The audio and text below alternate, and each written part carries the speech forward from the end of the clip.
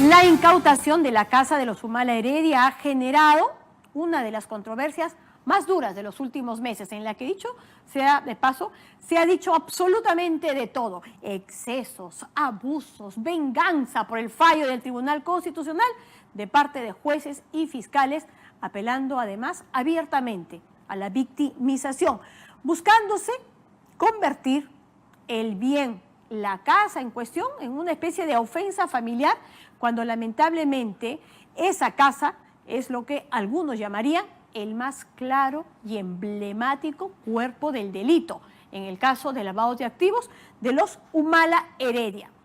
Dicho sea de paso, como propietario no figura Humala por ningún lado, solo Heredia. O sea, casi 10 años después de adquirido, todo en torno a esa casa, de la que Panorama ha tenido acceso a imágenes exclusivas, han sido mentiras claramente demostradas: cuentas que no cuadran, remodelaciones costosísimas, ni hablar de los muebles que ahí colocaron. ¿Con qué plata? Casa que, ojo, se compró en el 2008, tiempos del polo rojo chavista.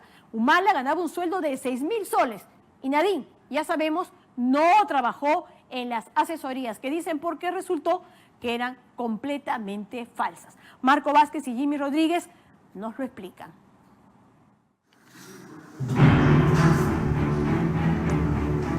La incautación con fines de decomiso, de yo te quito el bien, porque yo creo, fiscal, juez, que tu bien tiene origen delictivo y que lo que quiero evitar es que tú lo vendas, lo transfieras, lo alquiles, es decir, que desaparezcas el bien ilícito.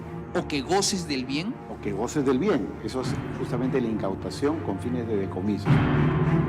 Casa incautada, fin del goce, según el fiscal, del efecto del delito.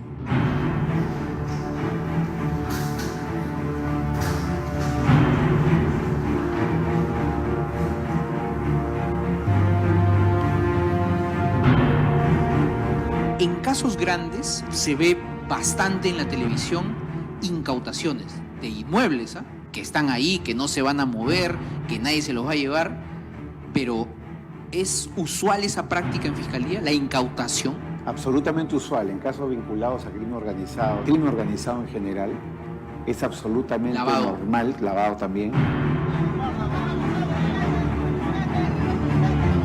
Las impactantes imágenes de un presidente y su esposa, quienes, por las consecuencias de sus propias acciones, han sido despojados de una casa familiar, han partido la cancha. Acá en el caso Humala, lo que se ha discutido no es respecto de todos los bienes, pero la discusión ha estado solamente alrededor de un solo bien, que era la casa habitación. Acá el tema ha sido muy sensible, primero porque Humala y Heredia acaban de salir de prisión. Segundo, porque esto se ha conectado supuestamente con el hecho de que la Fiscalía ha perdido en el Tribunal Constitucional. Tercero, con que la petición se presentó cuando ellos todavía estaban en prisión. Cuarto, por el tema de que hay menores de edad, ¿no? Entonces, esto ha sido utilizado por la familia Humala y Heredia para victimizarse, ¿no? Y han logrado cierto rebote mediático. Es una medida que está en contra del libre albedrío de mis hijos. Son 3 niños y esta es su casa, que se la quieren quitar, nos quieren poner en la calle. Una severa, polémica, pero legal decisión contra peces gordos investigados por Lavallato ha mostrado que la defensa de los Humala Heredia juegan en la cancha de las percepciones, de las tristes impresiones. Ahí yo creo que hay 2 temas importantes que tomar en cuenta. Número 1, nadie ha discutido acá el origen de esos bienes. Es decir, ninguno de los defensores se ha preguntado cuál es el origen del dinero con el cual todo esto se ha pagado. Y tengo la impresión de que los señores Humala y Heredia van a tener serias dificultades para responder ese punto. Por eso que todo su discurso mediático es mis hijos, mis niños, mi familia. El discurso no ha sido son bienes que yo compré lícitamente. Y como en los hechos, los indicios de plata sucia de 2 mafias ahogan en el lodo a la expareja presidencial, toda su defensa y sus defensores fueron por el lado real y flanqueable de la resolución, la proporcionalidad. Porque la incautación tiene 2 requisitos. Requisito número 1, que haya suficiente prueba de que estos bienes podrían venir del origen delictivo. Requisito 2. Y ese punto nadie lo ha discutido, como que lo aceptamos. Y el requisito 2 es la proporcionalidad, de que la medida sea necesaria, de que la medida sea Y idónea. ahí sí entro con los Ahí sí hijos, la entramos, familia, eso. la Y ellos- conmiseración. Claro, y ellos se han, digamos, concentrado, refugiado en ese punto. Al final, el presidente del PJ tuvo que retroceder y, aunque no parece gustarle, apoyar a su juez. Y el fiscal de la nación tuvo que reconocer que la decisión sí tenía sustento. A mí me parece de que la decisión del fiscal está sustentada. Quizás no hubiera sido lo más oportuno en este momento, pero es la decisión que tomó el fiscal y yo creo que tiene que respetarse. Igual la decisión del juez. No generar una línea de opinión fuerte, externa, en algunos casos interesadas. La proporcionalidad será corregida o ratificada por una sala superior. Sin embargo, los hechos alrededor del origen del dinero que compró y equipó esa casa siempre se mantendrán intactos. De esos, sus defensores nunca hablarán. ¿Cuál es la historia?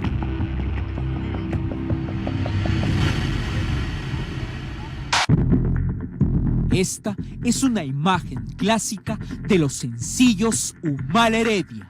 Poco antes de la campaña del 2006, manejaban un Datsun marrón antiguo.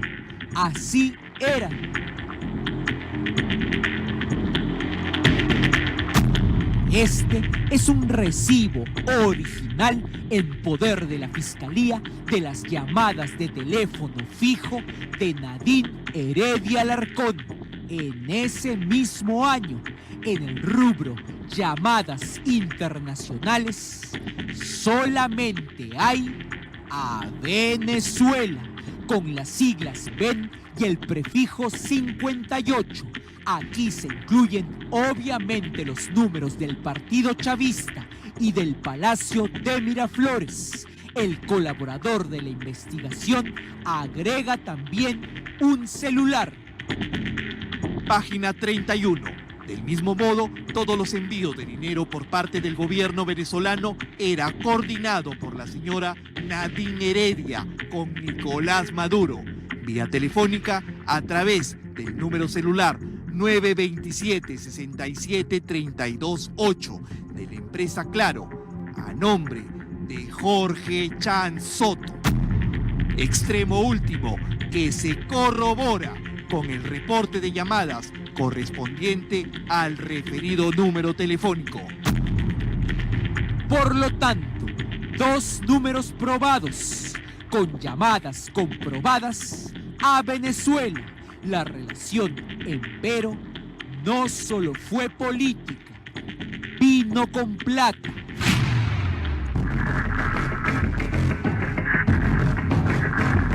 Ya conocemos desde hace 3 años los envíos de la sospechosa empresa venezolana CaixaMac desde un banco de Nueva York hacia cuentas de Doña Flor, la mamá, y de Chío Calderón, cuentas abiertas solamente con ese fin, por orden de Heredia. Fueron unos $80,000 que nunca entraron a la cuenta oficial del Partido Humanista cuando se abrió y que terminaron en las cuentas de Heredia. También conocemos que ella en 2007 recibió plata de una empresa llamada Venezolana de Valores, Beneval. No se puede precisar, a pesar de colaboradores eficaces, cuánto realmente llegó en la campaña del 2006 en efectivo. Aproximadamente de Venezuela deben haber llegado una cantidad de $6 millones y aproximadamente deben haberle sobrado $2 millones a la señora Nadine Heredia Alarcón. Pero si usted sigue incrédulo, aténgase a que Heredia coordinaba con Nicolás Maduro sus pagos anualmente como ella misma escribió en el 2007.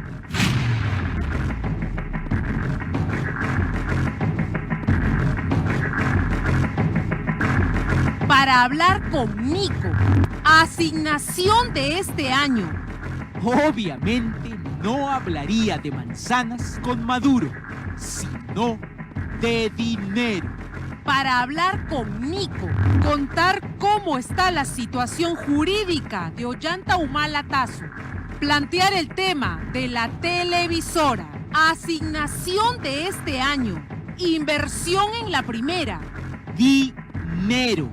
En marzo de ese 2007, Heredia sacó un crédito hipotecario por $100,000 hasta el 2022 para comprar la casa hoy incautada, crédito otorgado con el aval de sus contratos de consultorías. Según la UIF, contando hasta 2009, esas consultorías y lo anterior venezolano le dieron unos $216,000 en una cuenta a su nombre. De esa cuenta prepagó el crédito hipotecario y pagó la mayoría de la deuda de la casa, pudiendo terminar así en el año 2013, 9 años antes de anticipación. ¡Qué suerte! Hoy sabemos, por los mismos amigos contratantes de Heredia de las consultorías, que eran truchas, eran falsas o ficticias. Nadie ha discutido acá el origen de esos bienes. Es decir, ninguno de los defensores se ha preguntado cuál es el origen del dinero con el cual todo esto se ha pagado. El discurso no ha sido, son bienes que yo compré lícitamente. Ella les entregaba la plata y un recibo, y ellos lo devolvían depositándolo en su cuenta. Eso casi no está en duda. De esa manera, a diferencia de la mayoría de peruanos, Heredia obtuvo una casa propia gracias a la política. Caizamac, Beneval, consultorías fantasmas, una campaña y Mico, según el fiscal, lo hicieron posible. La investigada no habría realizado las labores que señala, sino que para dar apariencia de legalidad al dinero cuya fuente ilícita conocía, simuló contratos y en tiempo ulterior, mediante terceras personas, hizo ingresar dicho dinero al sistema bancario formal, lo que finalmente le habría permitido justificar la compra del inmueble antes señalado. Heredia, como ella misma apuntó, recibió plata hasta de la embajadora chavista en Bolivia, Crisbeile González Hernández. Crisbeile González, febrero, más $14,000. Tiene tantos indicios incriminatorios que nunca contestará de fondo nada. Luego de lograr la casa propia, llegó el costoso equipamiento para la casa propia. Esta es la famosa boleta cancelada de las alfombras, con las que la decoró en el 2009.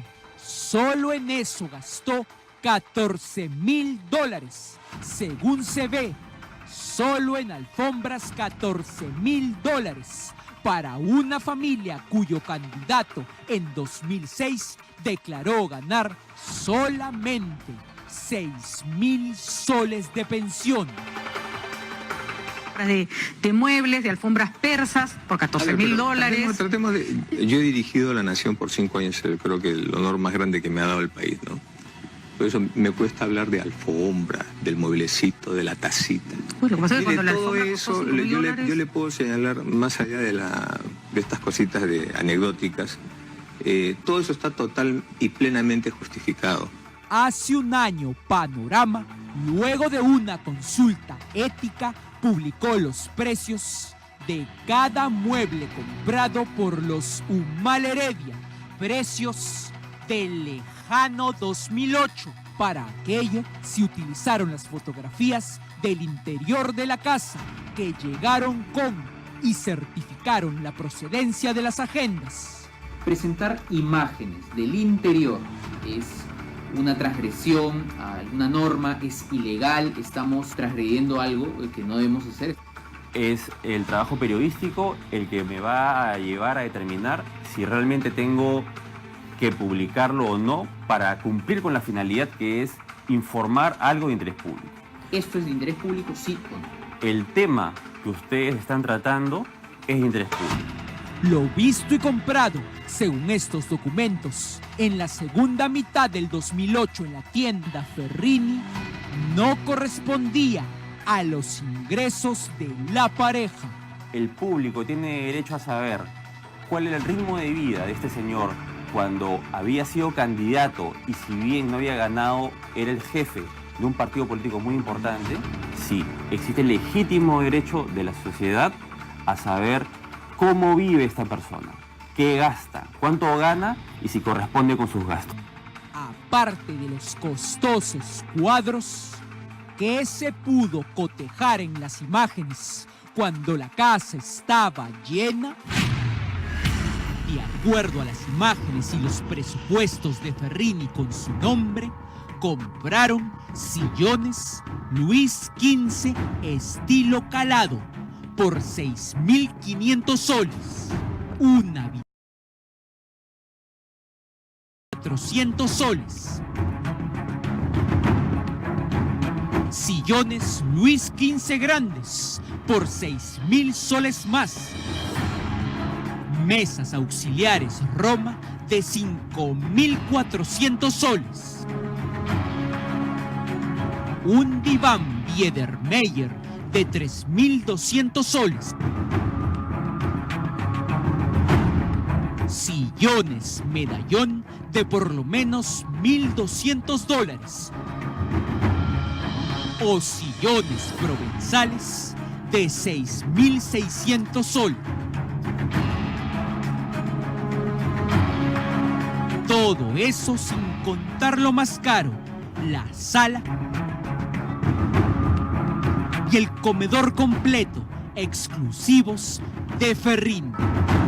El público tiene derecho a saber cuál era el ritmo de vida de este señor cuando había sido candidato y si bien no había ganado, era el jefe de un partido político muy importante. Sí.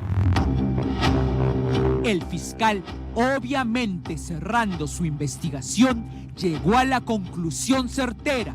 La plata para la casa provino de Venezuela. Con ese convencimiento y a punto de acusar, se debe dejar gozar el bien ilícito a los investigados. Se debe. ¿Qué es lo justo y usual ahí?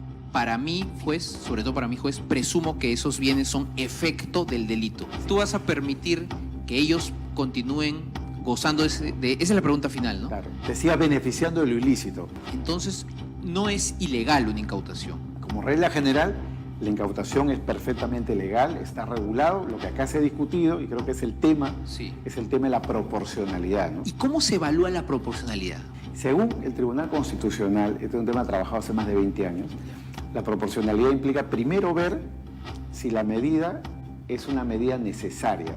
En este caso, lo que se ha dicho es que sobre este bien ya recaía un embargo. Entonces lo que dicen los defensores de los Humala es esto era más que suficiente para evitar que el inmueble sea transferido, vendido, tercerizado. También se discute el tema de la idoneidad y luego está el tema de la proporcionalidad estricta, ¿no? Recopilemos, necesidad, idoneidad y proporcionalidad estricta. Y lo que ha pasado acá es que se ha aplicado la medida cautelar en piloto automático, haciendo lo que siempre se hace. Se ha empañado toda la decisión final, porque la decisión era sobre cuentas y otros bienes, y la discusión se ha centrado en un solo bien, y claro, a partir de ese solo bien ya se ha creado un poco la imagen de que todo está manchado, ¿no? Hoy, con la casa incautada por una investigación contra el lavado de activos, puede comprobarse a simple vista y en los acabados que el sueldo del jefe de la oposición en 2009, un excomandante del ejército que ganaba menos de 7.000 soles al mes y futuro candidato a presidente, no se condice con los gastos que ejecutó en esa casa.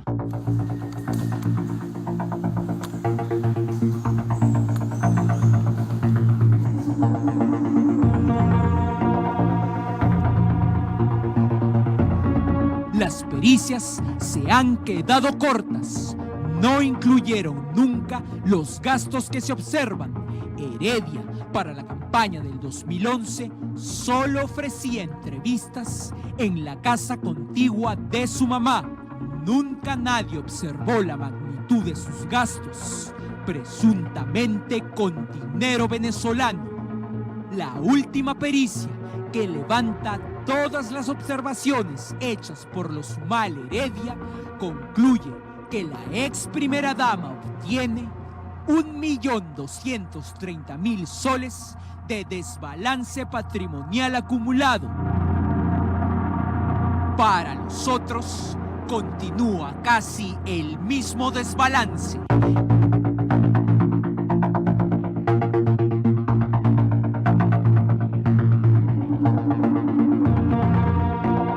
El impacto de los investigadores al verlo incautado los aflige.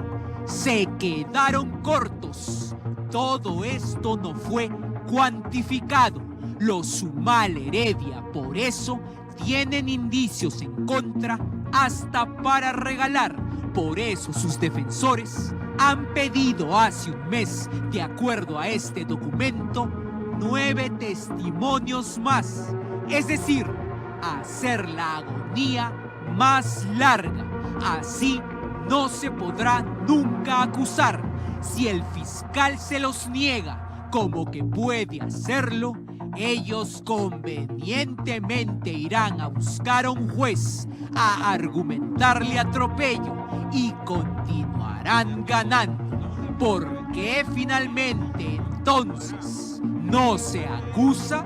El caso Lavallato peruano tiene a un pez gordo finalmente contra las cuerdas. No se deje engañar.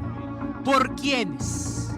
La lucha anticorrupción y la justicia es de boca para afuera y de su corazón para adentro.